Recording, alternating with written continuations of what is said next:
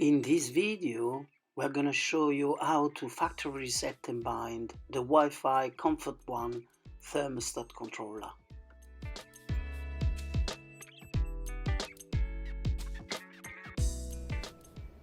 Step 1.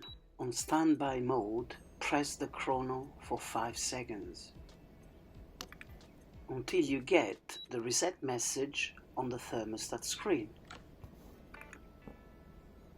Push on the mode button and the reset message will flash on the screen. Press on the prog key to confirm the reset, or press on on-off key.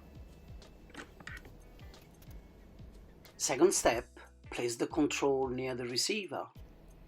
While the word connection is still displayed, press the pairing button on the chrono thermostat. Remember, the receiver must be powered. Then press the program button on the Comfort One app. Job done.